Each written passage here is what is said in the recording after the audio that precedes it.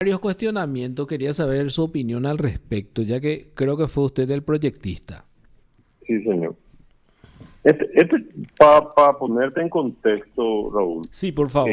nosotros hace rato ya venimos con el tema de algunas reformas, y como yo estoy de 3 periodos en la Comisión de Legislación y lucha contra el narcotráfico también, entonces venimos haciendo un seguimiento de la cuestión penitenciaria.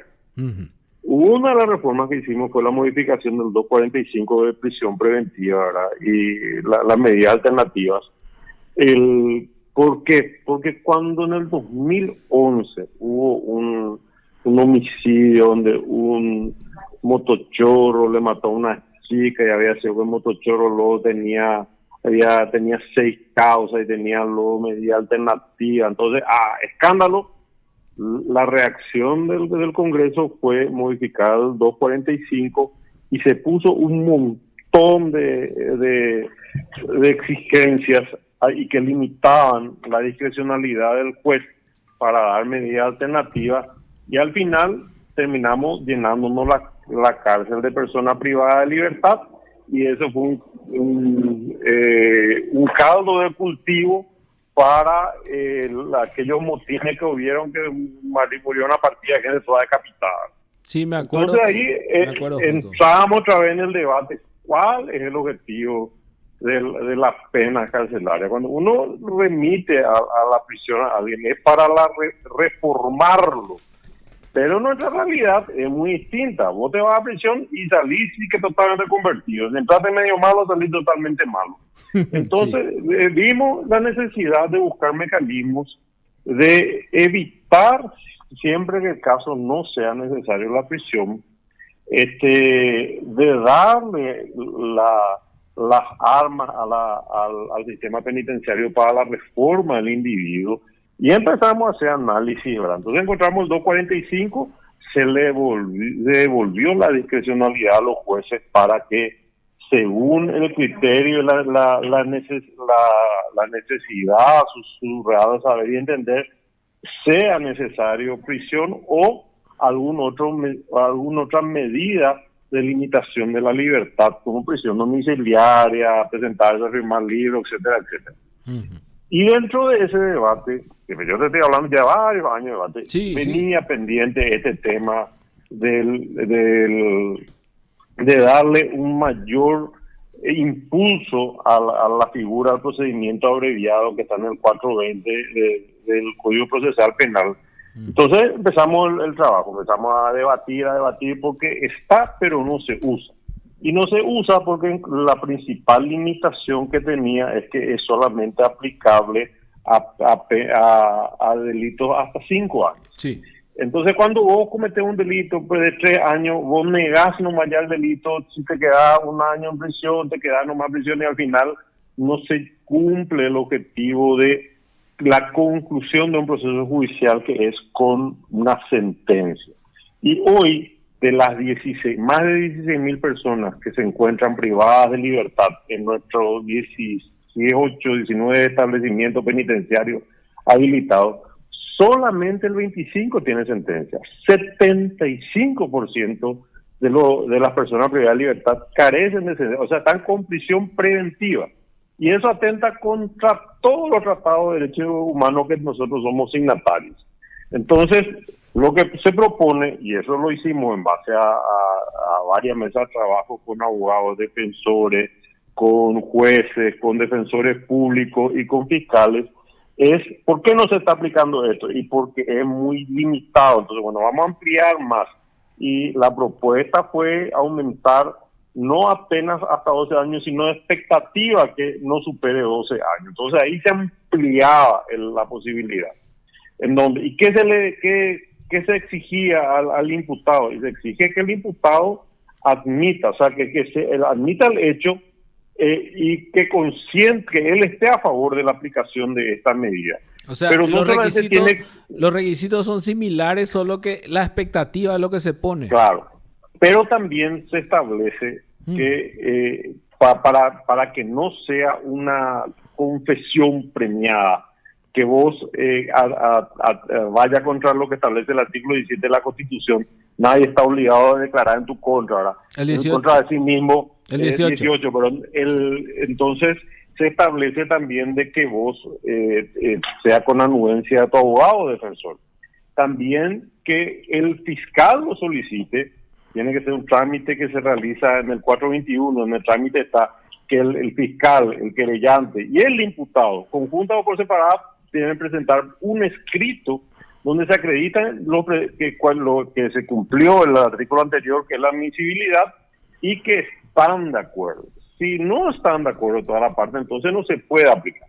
Entonces vos tenés el caso que recién estabas mencionando de Marcelo Pecci, que es un procedimiento algo similar, pero ellos, por ejemplo, la madre de Marcelo Pecci dijo que no estaba satisfecha con lo que hizo, pero en la legislación colombiana no hay, ¿verdad? Pero vos fíjate que en un año ya liquidaron todo. Claro, ya tienen condena firme. Ya tienen condena firme, y ese tipo, las personas hoy condenadas van a estar con sentencia, cumpliendo una sentencia judicial, y no con prisión preventiva. Y claro, si fueran Paraguay, quizás seguramente va a ser prisión preventiva.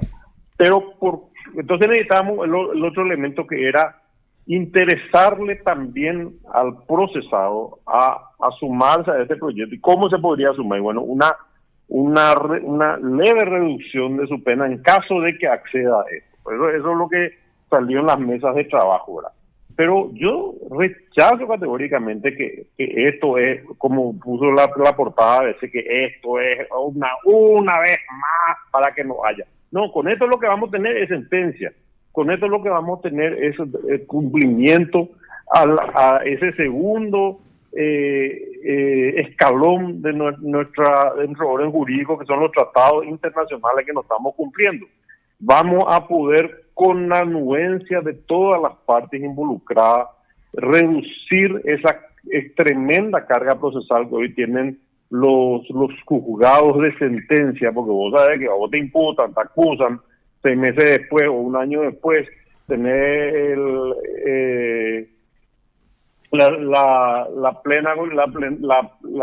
previa con el juez de garantía que te diga, bueno, este es tu juzgado de sentencia, y el juzgado de sentencia te dice, te damos fecha para el juicio oral y público en 2 años y medio. Entonces eso va a ayudar a reducir esa carga que están teniendo los tribunales de sentencia, también a más de poder tener un mayor porcentaje de personas privadas de libertad con sentencia firme. Entonces yo creo que todo es a favor, y las objeciones de algunos medios de prensa y algunos colegas parlamentarios son perfectamente rebatibles. En este caso, cuando habla de expectativa, quiere decir que de repente se puede aplicar a un homicidio, teniendo en cuenta que de 5 a 20 la pena, pero la expectativa del fiscal es 20. La expectativa de 12, ahí cuadra. Y el tipo, él fue un homicidio, justo estaba frente a una cámara, se filmó, corriste, te agarraron 2 cuadras después, tenía el arma en la mano, la pericia demostró que fue esa el arma que se usó, cuál se disparó, que le mató. Entonces, ya tenés, evidentemente sos, si tiene 4 patas, una cola y ladra, es perro.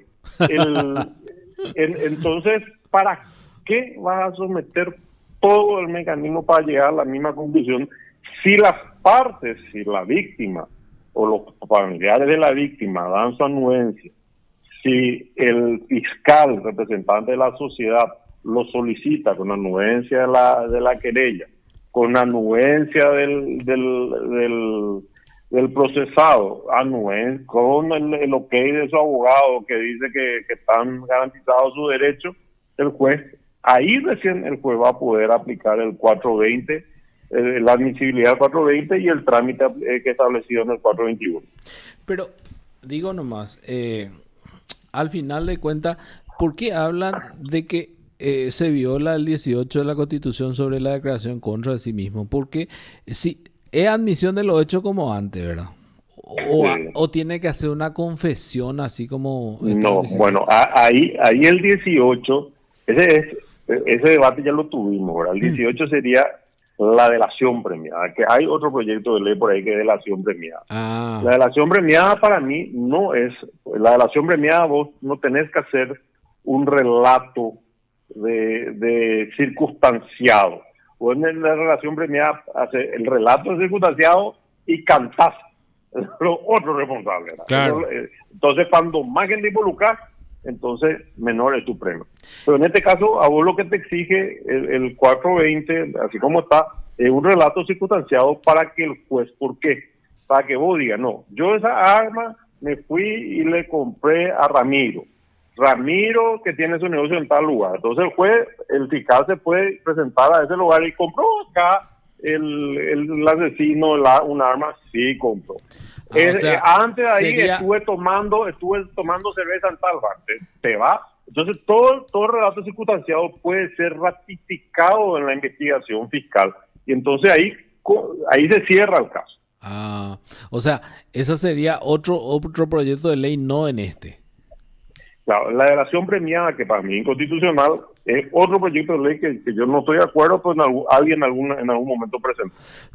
Pero este no es delación premiada. Porque este estábamos hablando ayer, por ejemplo, con el abogado Bernate, ¿verdad? Justamente teniendo en cuenta la legislación colombiana. Este señor Correa, ¿verdad?